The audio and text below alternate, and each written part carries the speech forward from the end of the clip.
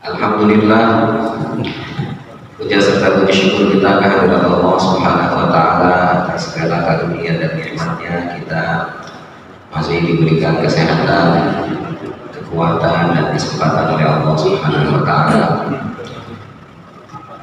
bahwa di hari pertama bulan suci Ramadan ini kita sudah melaksanakan beberapa ibadah. Di antaranya adalah melaksanakan sholat tarawih, lalu tadi alhamdulillah sahur, ya. Kepada sahur apa? Alhamdulillah. Jangan habis ini sahur ya. Kalau habis ini sahur nggak boleh. Sahur itu tadi, ya. Alhamdulillah, ya, antara anugerah, ya, dan nikmat dari Allah Subhanahu wa Ta'ala yang sangat luar biasa kepada kita, ya. Maka patut, ya, dan sangat wajar bagi kita untuk kita syukuri nikmat yang telah Allah berikan kepada kita ini. Maka olehnya itu selalu kita mengucapkan alhamdulillah. Segala puji hanya milik Allah. Terlaksananya kegiatan, terlaksananya ibadah, terlaksananya hal apapun, ya, itu dikarenakan Allah yang telah memberinya. Maka oleh itu puja dan puji syukur kita kehadirat Allah Subhanahu wa Ta'ala atas hal itu merupakan satu kewajaran.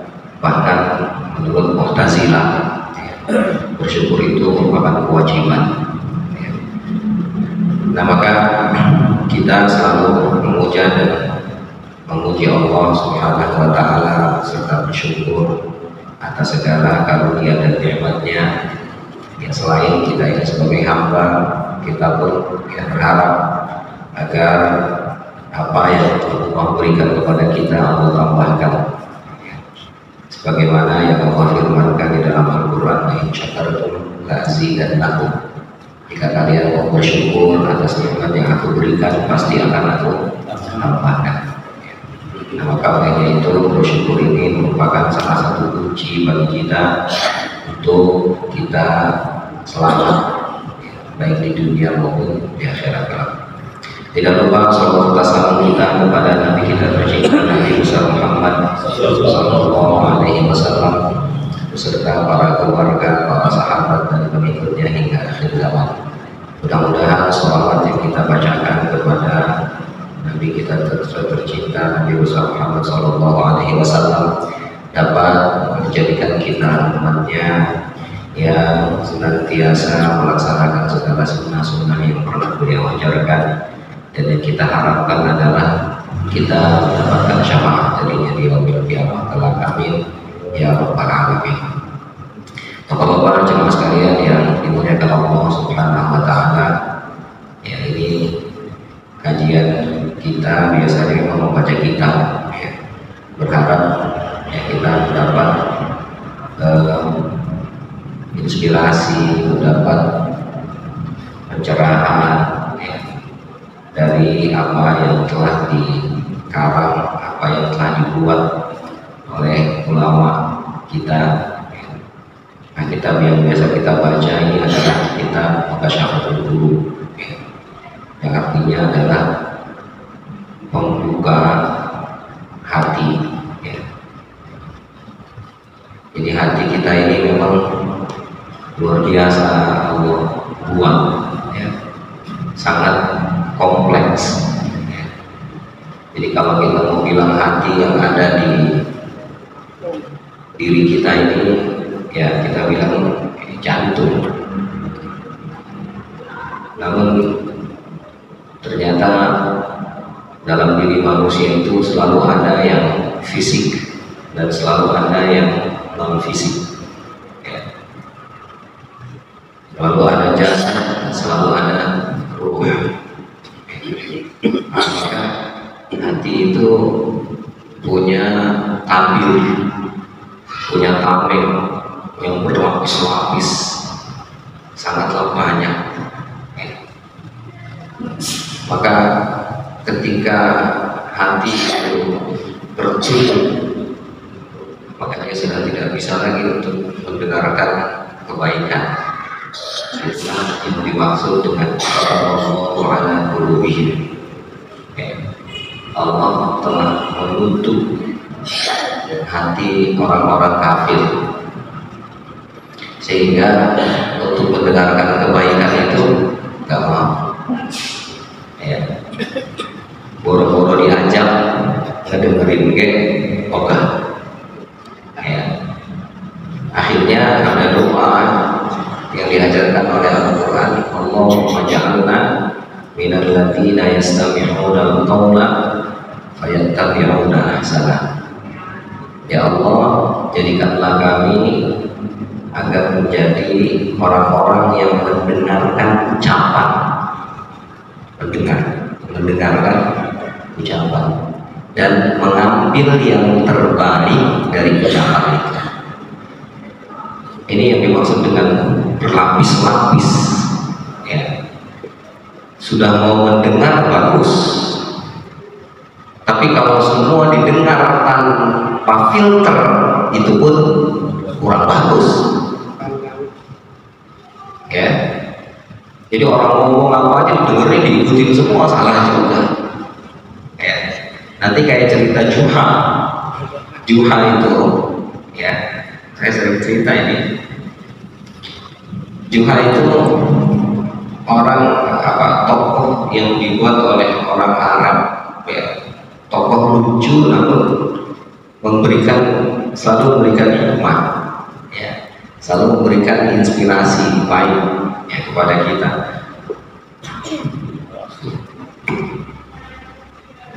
Selain Abu Nawas ada Juha. Jadi Juha ini ceritanya punya anak. Dia berjalan berdua anaknya sambil pegang keledai. Lalu oleh orang-orang yang di sekelilingnya,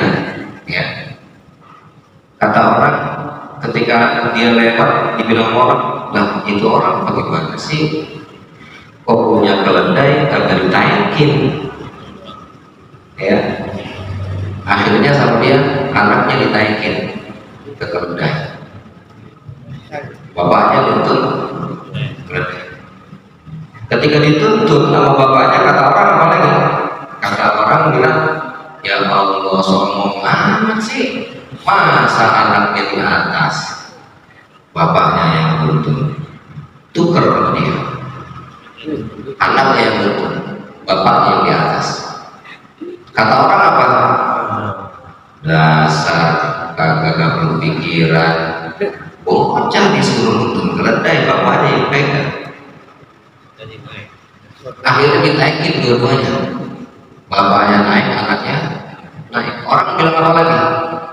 Kata orang, ya Allah, ini orang kagak punya kesian, keledai ditaikin berdua. Akhirnya Juha pusing, keledai yang diangkat sama dia. Lah ya kan, makanya kalau kita ngedengerin orang, semua kita ikutin, nggak ada yang benar. Nah itu makanya mendengar sudah bagus, tapi ada lagi tingkatan yang lebih bagus lagi. Setelah dia mendengar, dia filter, dia saring yang terbaik yang dia ambil. Makanya doa tadi, Allahumma ja'alna minal ladzina yastami'una al-qawla fayattabi'una ahsana. Jadi karena kami orang yang mendengarkan omongan dan mengambil yang terbaik dari omongan itu. Jadi kita bisa memfilter yang baik yang mana yang kita ambil. Nah sama hati itu begitu. Jadi hati kita ini berlapis-lapis. Jangan salah. Ketika kita sudah tahu yang baik, belum tentu kita mau melakukan. Setelah kita melakukan yang baik pun belum tentu ada keikhlasan. Ketika kita sudah ikhlas pun, belum tentu ada hal-hal yang masih tidak berkenan di mata Allah. Dikarenakan selama ini, mohon maaf, kita seringnya ibadah itu bukan bukan sesuai dengan apa yang Allah inginkan. Keseringannya, coba kita berkaca, keseringannya kita ibadah seperti yang kita inginkan. Kata kita begitu, ya begitu kata kita. Padahal yang nyuruh sholat, yang nyuruh puasa, yang nyuruh zakat itu siapa? Allah. Maka kita harus mengikuti apa yang Allah perintahkan sesuai dengan perintah Allah, bukan sesuai perintah kita, sesuai semau kita, bukan kita ibadah semau kita, bukan, tapi ibadah sesuai dengan apa yang Allah perintahkan. Ya, nah keseringan kita enggak. Ketika kita sholat begini, kata kita enaknya begini kok, jangan enaknya begini. Aturan ajarannya enggak begitu. Ya, kita sholat misalnya, kita Imam Syafi'i ini diajarinnya mazhab Syafi'i mayoritas itu mengangkat tangan ketika takbiratul ihram, ya, tangannya di bawah telinga. Mayoritas ya mazhab Syafi'i, ya jempolnya tuh, ya jempol, ya. Lalu akhirnya kita lihat ada orang yang takbiratul ihram kagak ngangkat tangan. Kata kita, itu orang sholat kagak ngangkat tangan, kagak sah. Kata siapa? Kan gitu. Kita pahamnya adalah paham Syafi'i. Dia pahamnya lain, bukan mazhab Syafi'i. Ya. Jadi artinya kita nggak bisa nggak gampang menyalahkan orang lain. Dikarenakan ibadah itu ya sesuai dengan apa yang Allah dan Rasulnya ajarkan. Ya, bukan semua kita. Nah, ketika kita tanya itu kenapa sholatnya begitu tangannya, nggak tahu, ngikutin aja. Jadi baru diajarin. Itu ngikutin si anu sholatnya begitu, ngikutin tanya apa begitu, mana dasarnya? Gitu. Ya, yang ini yang baru diajarin. Tapi kalau kita tanya, oh ini karena ini kita bermazhab ya Syafi'i, maka kita angkat tangan. Menurut mayoritas ulama Syafi'i bisa dibuka kitab Fathul Qorib misalnya, di sana diajarkan seperti itu. Nah ini jelas sudah ada dasarnya. Jadi artinya ibadah yang kita lakukan itu ya harus sesuai dengan apa yang Allah ajarkan. Ya, jangan semau kita. Kata kita udah enakan begini, lah nggak begitu. Ya, Al-Quran sudah mengecam ya di surat Al-Fatihah yang sering kita baca. Siratal ladzina an'amta 'alaihim ghairil maghdubi 'alaihim waladdallin. Ada dua kelompok yang kita berdoa agar kita nggak ikut sama mereka.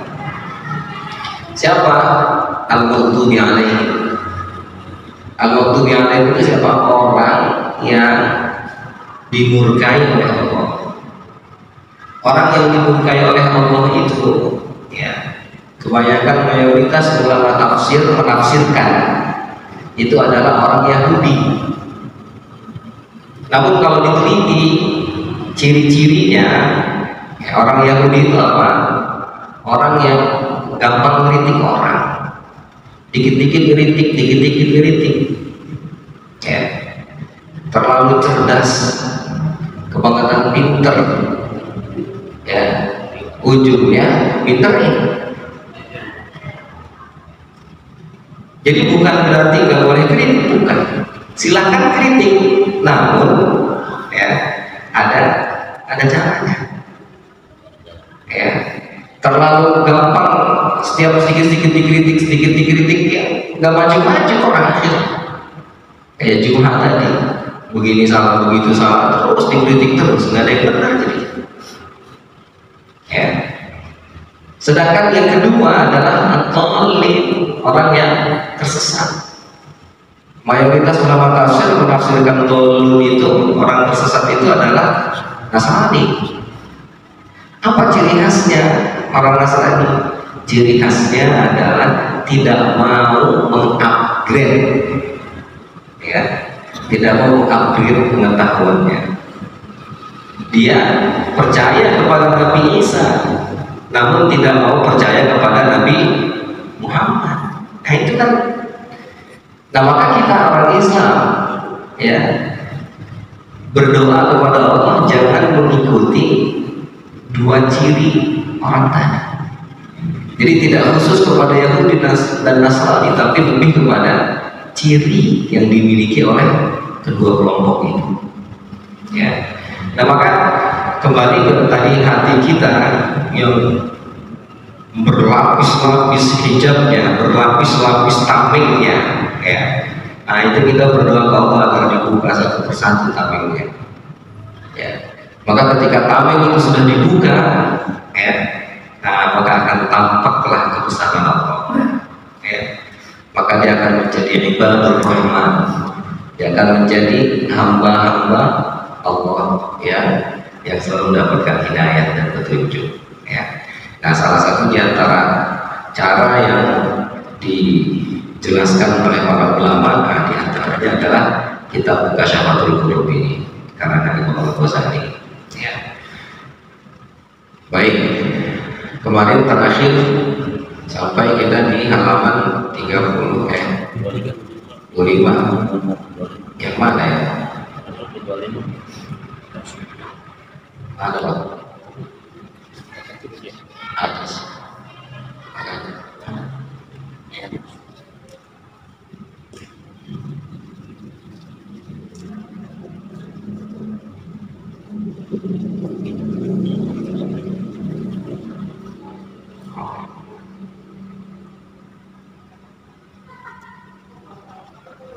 Ke 25 yang bawah ya, paragraf bawah.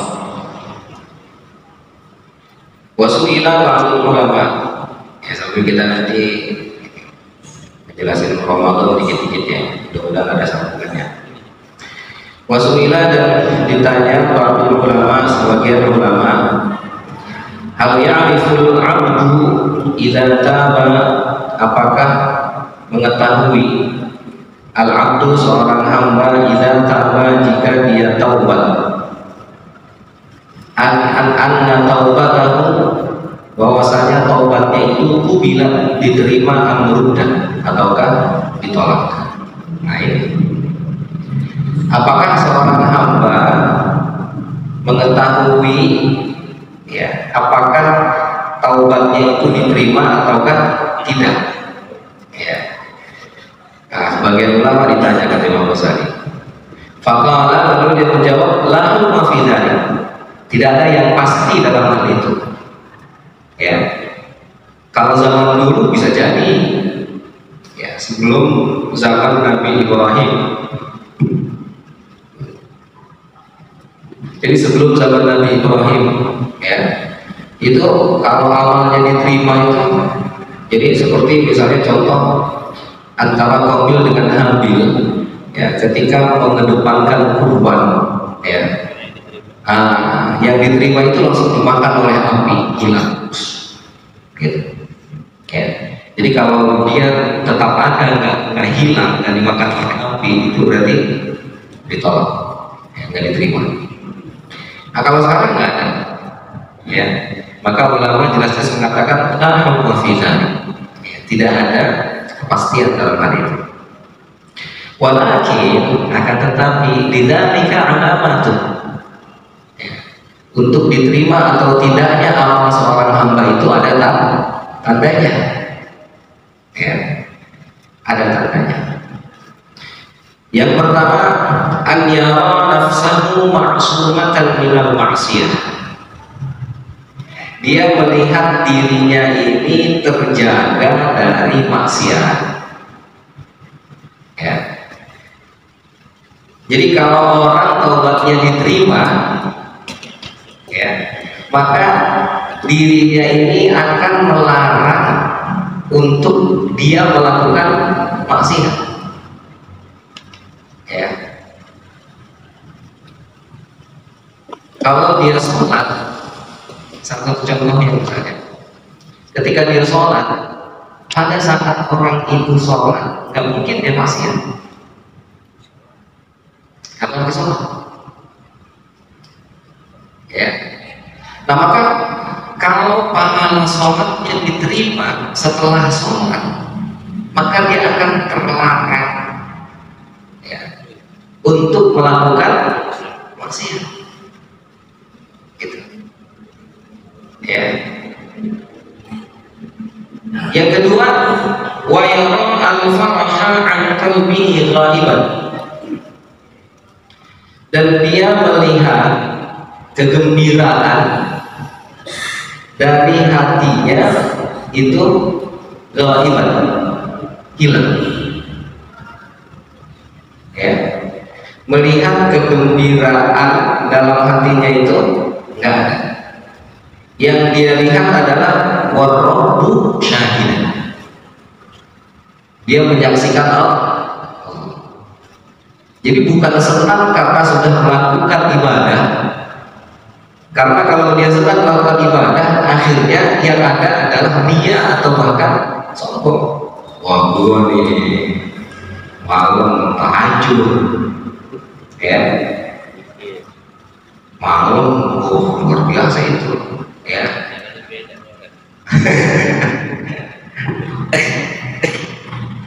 Ya, nah iya. Jadi artinya yang dia lihat adalah Allah. Jadi senangnya itu adalah senang karena Allah sudah memberikan dia taufik hidayah untuk melakukan kebaikan itu, bukan karena dia melakukan kebaikan. Puasa seperti puasa ini hebat ya. Ketika Allah berfirman, ya ayyuhalladzina amanu, wahai orang-orang yang beriman, khusus ini orang beriman, kutiba alaikumus syiyam, diwajibkan bagi kalian puasa. Kalau orang yang nggak beriman berarti nggak wajib puasa. Nah maka orang yang beriman ini ada dua model. Ada yang dia beribadah kepada Allah karena menjalankan perintahnya untuk mendapatkan pahala. Oke. Yang kedua, ada orang yang beriman, dia melaksanakan ibadah karena dia diberikan hidayah oleh Allah untuk melakukan ibadah.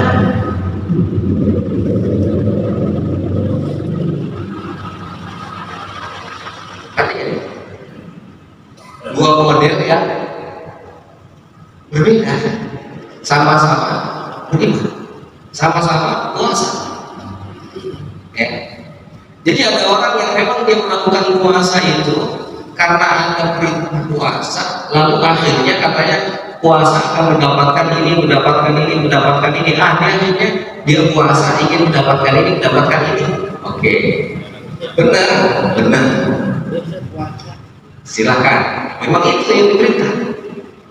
Tapi ada orang yang beriman, modelnya dia melaksanakan perintah ini karena Allah sudah memberikan dia hidayah untuk melakukan kewajiban.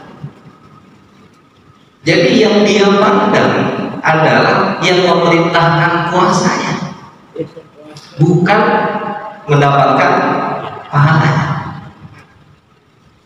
Jadi nanti akhirnya ada istilah talib, ada istilah matlub, ada istilah yang diperintah, ada istilah yang diberi, apa yang memerintah sama yang diperintah. Sama seperti mukhlis dengan mukhlas. Nah, gitu. Mukhlis itu orang yang berupaya untuk ikhlas. Mukhlas itu orang yang diberi keikhlasan. Ya. Ini pada ngantuk gimana ini? Kalau di ini dia Ya. Jadi kalau orang yang berusaha itu, ya, orang yang thalib, ya, orang yang berusaha ikhlas, ya, bisa jadi, ya, nanti di satu saat dia ikhlas, ya. Kalau orang yang berusaha untuk ikhlas, bisa jadi di satu saat dia ikhlas. Iya, karena dia berusaha terus. Tapi kalau orang yang diberi keikhlasan itu nggak pernah nggak ikhlas, pasti ikhlas. Dikasih, ya. Jadi ketika kita berpuasa, tuntutan utamanya adalah dari kita yang berusaha, ya. Akhirnya diingatkan oleh Rasul, katanya hati-hati, banyak orang yang puasa cuma dapat lapar sama haus doang. Karena puasanya tadi, ayo saya bisa, dia dari dia, ya. Berbeda orang yang berpuasanya itu, saya berpuasa ini karena Allah sudah kasih saya kekuatan untuk puasa.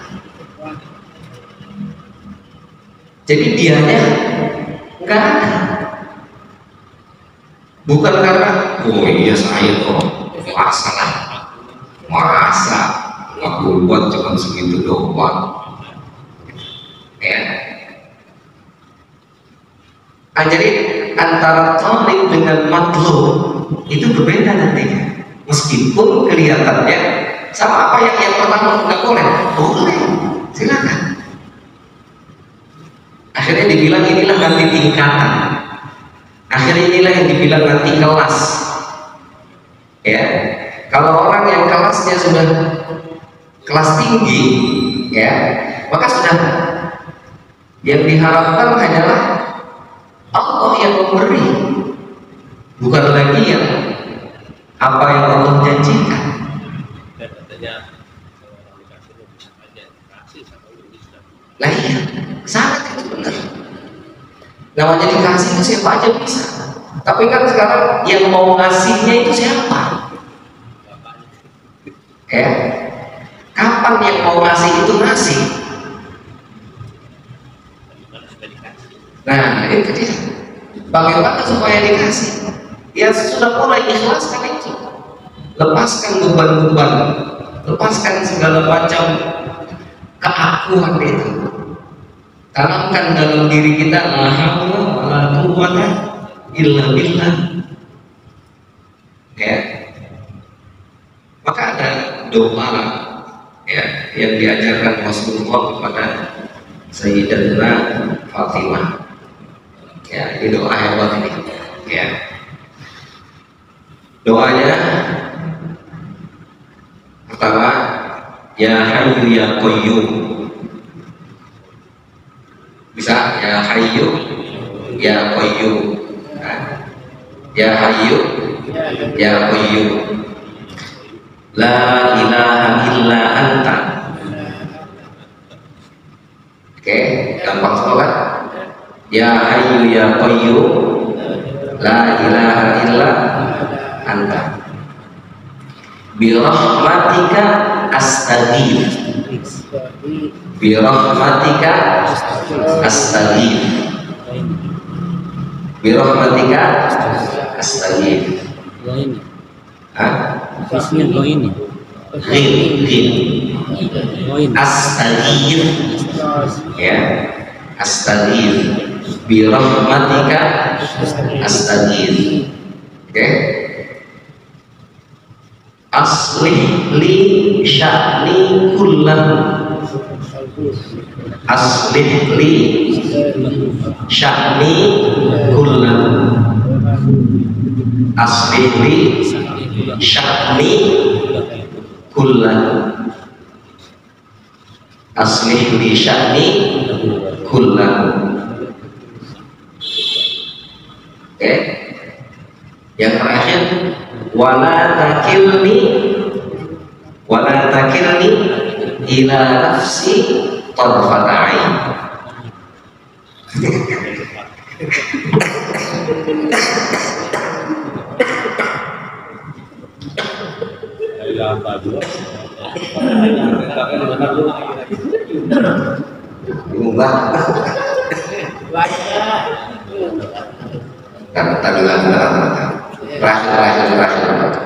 Wala takilni ila nafsi tarfata ain.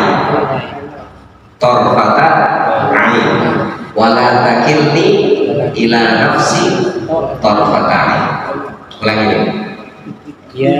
Ya hayyu ya qayyum la ilaha illa anta birahmatika astaghith aslih li nafsi aslih li sya'ni aslih li sya'ni kullahu wa la takilni ila nafsi tarfata ain.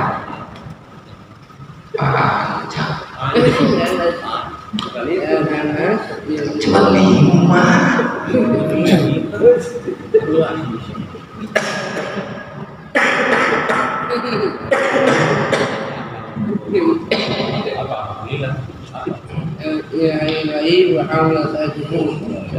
Ada Isa.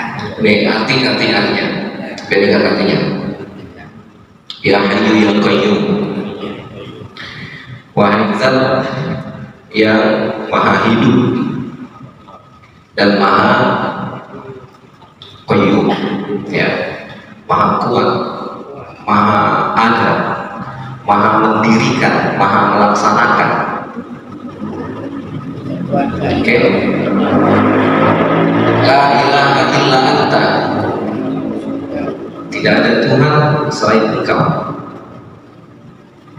Wahai Zat yang maha hidup, yang maha mampu melaksanakan apapun, mendirikan, mengerjakan apapun, tidak ada Tuhan melainkan Engkau. Dengan rahmat-Mu kami meminta, birahmatika astaghith, dengan rahmat-Mu kami meminta. Yang pertama kita minta ke Allah, yang kedua birahmatika astaghith itu artinya dengan rahmat-Mu kami memohon. Maksudnya dengan rahmat-Mu itu adalah wa ma arsalnaka illa rahmatan lil alamin. Berarti kita memohon kepada Allah dengan Nabi Muhammad. Oke, jadi makna birahmatika astaghith itu artinya adalah dengan adanya Nabi Muhammad itu saya memohon kepadamu. Karena tanpa Nabi Muhammad kita nggak bisa sampai, nggak bisa masuk istana, nggak ada protokolernya. Oke, birahmatika astaghith. Oke, aslih li sya'ni kullahu, perbaikilah seluruh keadaanku. Ya, perbaikilah seluruh keadaanku. Aslih li sya'ni kullahu. Oke. Terakhir, wala takilni ila nafsi tarfata ain. Jangan biarkan aku yang bekerja sekedip mata. Ya, jangan biarkan dalam diriku jangan ada bahwa inilah aku yang mengerjakan. Sekejap mata pun jangan pernah ada bahwa saya yang sudah berbuat. Jadi ketika dia sholat, ketika dia puasa, itu bukan dia yang sudah bilang saya loh yang puasa, tapi Allah yang sudah menuntut saya. Wala takilni ila nafsi tarfata ain. Ini Nabi ngajarin ke siapa? Anaknya siapa? Sayyidatuna Fatimah. Jadi Sayyidatuna Fatimah ini oleh Rasul sudah dididik, ya. Kamu minta ke Allah melalui perantara ayahnya. Jangan biarkan dirimu merasa bahwa kamulah yang sudah melakukan. Pasrahkan semuanya. Kita ini kan capek, kenapa? Karena kita merasa bahwa kita yang bekerja. Ya Bapak ya. Kalau itu ya.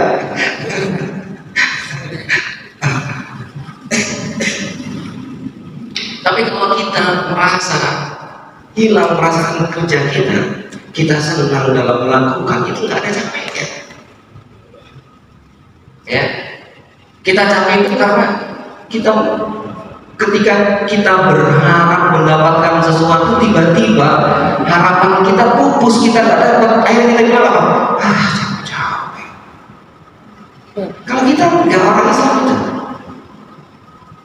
orang Islam itu ketika dia melakukan kebaikan kepada orang, lalu orang itu tidak membalas kebaikan kembali kepadanya, nggak pusing. Kenapa? Karena yang diharapkan adalah balasan dari Allah, bukan balasan dari dia. Nah iya, nggak masalah Anda nggak balas kebaikan, nggak balas saya. Nah iya, apakah malah takil ila nafsi? Jangan berikan kepada diriku, ya, bahwa aku yang sudah bekerja, aku yang sudah berbuat, aku semua aku. Ya, serahkan itu pada Allah semua. Nah, itu doanya. Ya, nggak ada capeknya.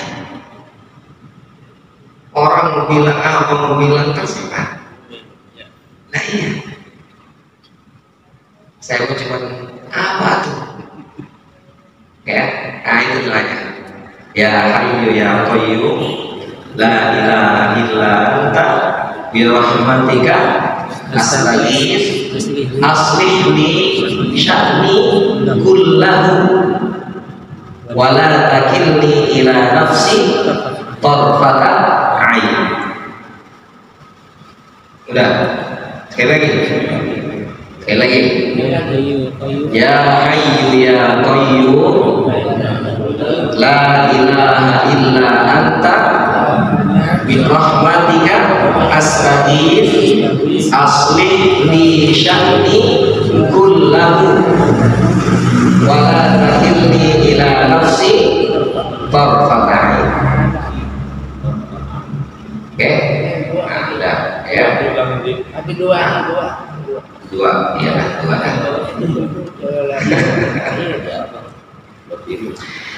Oke, ya jadi ketika dia melakukan ibadah, ya, dia nggak melihat kebahagiaan dalam dirinya, tapi yang dia lihat adalah Allah. Itu salah satu di antara tanda ibadah diterima. Jadi ketika dia zikir, ketika dia sholat, ketika dia ibadah, ketika dia sedekah, yang ada adalah Allah. Ya, bukan alhamdulillah saya udah tadi habis sedekah tadi 50 juta. Saya nggak jadi. Iya. Ya. Wa yuqaribu ahlal khair. Nah, ini penting ini. Salah satu di antara tanda ibadah diterima itu adalah dia akan berdekatan atau mendekati orang-orang yang baik. Jadi ibadah kita diterima oleh Allah itu salah satu tandanya akhirnya Allah mengelompokkan kita bersama orang-orang yang soleh, orang-orang yang baik. Karena nggak mungkin ya sampah berada di tempat yang bersih. Begitu juga tempat yang bersih ada sampah, nggak bisa, nggak ketemu. Sama seperti lalat dengan kupu-kupu. Nggak mungkin lalat itu datang ke bunga, kupu-kupu datang ke tempat sampah, nggak bisa. Ya, bukan berarti akhirnya oh kalau gitu kasihan buat orang-orang yang itu nggak dideketin, bukan. Tapi nggak jadi teman dekat. Hanya teman bergaul silakan kepada siapapun. Iya. Tapi untuk menjadi teman dekat, dulu. Ya. Jadi Allah itu sudah memberikan contoh kepada kita luar biasa dalam kehidupan nyata kita, itu sudah terlihat. Ya. Lalat sama kupu-kupu itu menjadi contoh. Ya. Kita mau lihat orang soleh itu jangan kita tanya ke dirinya. Bapak jangan bilang saya soleh itu nanya ke saya, Ustaz soleh banget sih, nggak bisa. Oh iya Pak, saya Pak, alhamdulillah tiap hari sedekah, ya berhenti, zikir juga saya Pak, sholawat paling enggak satu hari 10.000.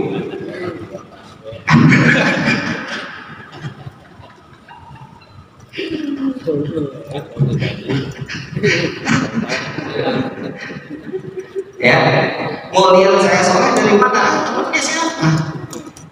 Yang sering datang ke dia siapa? Kita pun sama paham ini.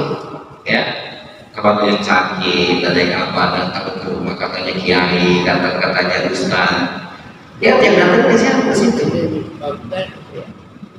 Ya, orang banyak aku ustaz, banyak aku kiai. Beda dikit ya. Iya. Apa bedanya?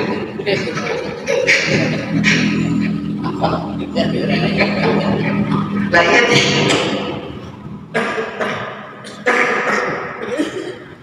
Ya, hati-hati Pak. Ngakunya kiai tapi datang ke rumah dia sakit ditarik. Oh ini ada ular. Betul namanya. Betul. Ini kata kiai, ini kiai ngambil ini katanya. Ya, hati-hati Pak.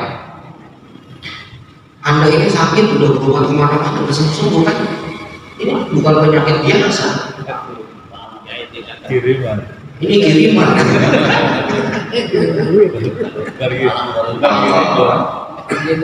Buang jauh-jauh Pak yang begitu buang.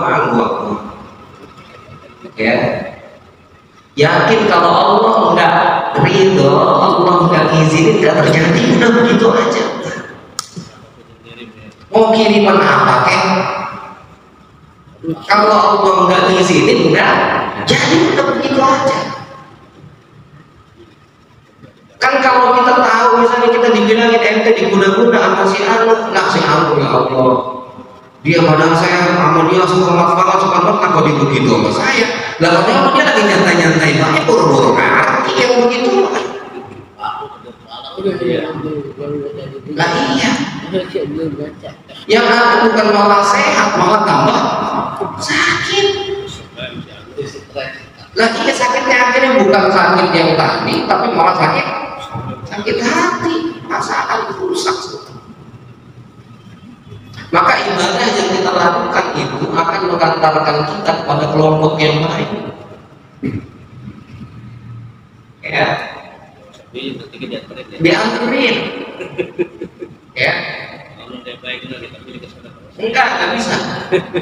Bagian kata kita milih banget ke orang bisa. Emang udah ke situ jalannya, udah tak ke bawah. Harusnya akan melompok dengan sendirinya. Enggak akan sama.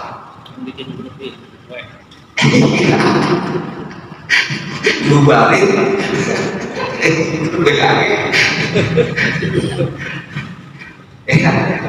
Enggak bisa Pak.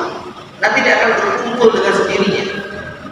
Maka doa kita itu, ya Allah, tuntunlah kami, tunjukkanlah kami kepada orang yang bisa menyampaikan saya kepada.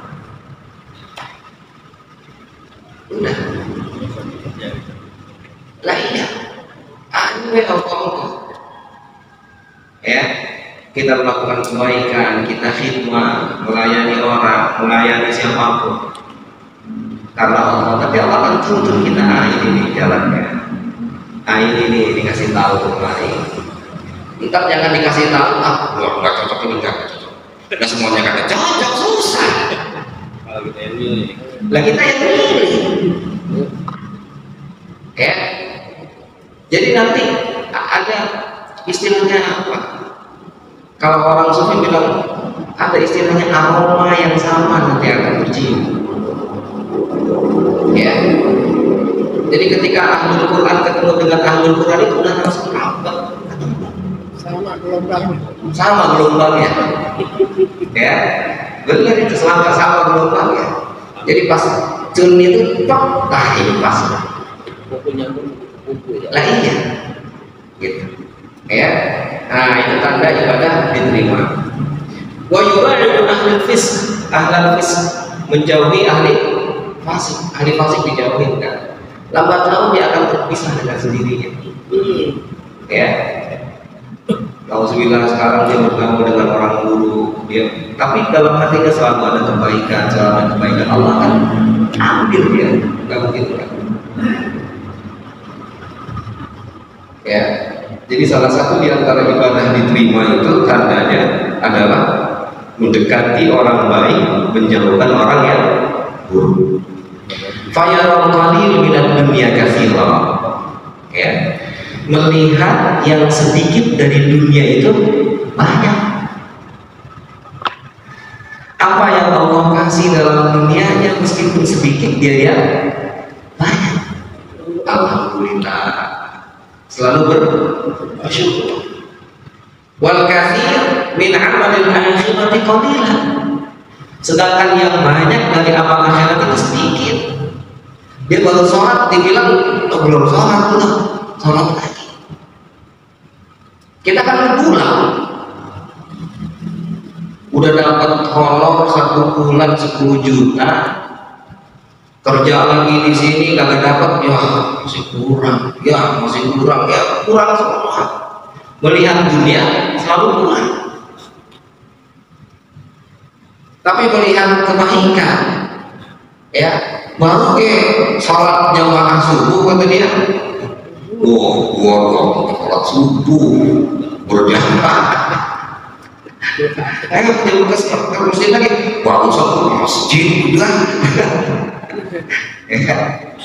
Nah, iya. Terbalik. Ya. Nah, kalau orang amal ibadahnya diterima oleh Allah, salah satu di antara tandanya melihat dunia yang sedikit itu banyak. Alhamdulillah. Itu yang dibilang berkah. Meskipun sedikit tapi selalu cukup. Ya. Ya. Nah, iya. Jakarta banyak kata lebih banyak masyarakat. Ya. Wa yara qalbahu mushtagilan bima faradallahu ta'ala alaihi, dan melihat hatinya itu sibuk dengan apa yang Allah wajibkan kepadanya. Kalau kita lihat kewajiban kita, Pak, ya Allah, setiap detik itu nggak pernah putus kewajiban. Ya, kita selalu melihatnya kewajiban kita, ya, cuma sholat 5 waktu doang. Apalagi, ya, pas udah azan zuhur, ya, udah zuhur lagi, wah.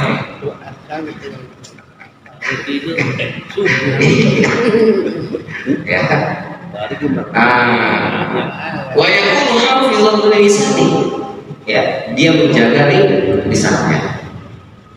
Jadi ibadah diterima itu lisannya hati-hati ngomongnya, ya. Jadi ngomongnya nggak sembarangan, nggak nyakitin orang, berupaya sopan, berupaya baik. Yang dilihatnya bukan orang, yang dilihatnya adalah Allah. Ya. Jadi ketika melihat orang itu seharga penciptanya, Pak.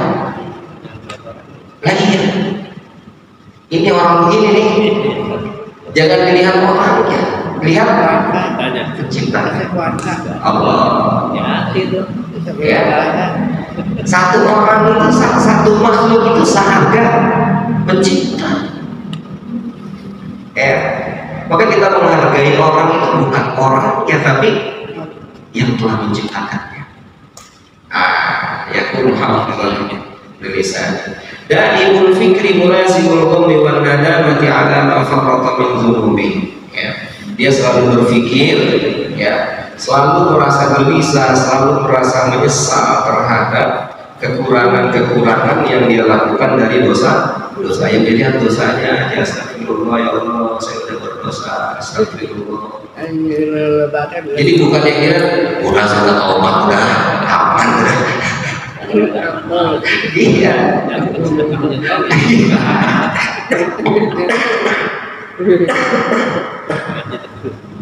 Ya, jadi setelah dia melakukan dosa sudah saya sudah taubat, udah. Ya, lah. Sayyidina Umar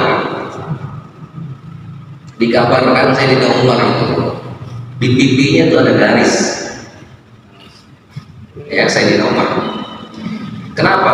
Dikarenakan setiap beliau salam yang kedua itu pasti nangis, netesin air mata. Kenapa?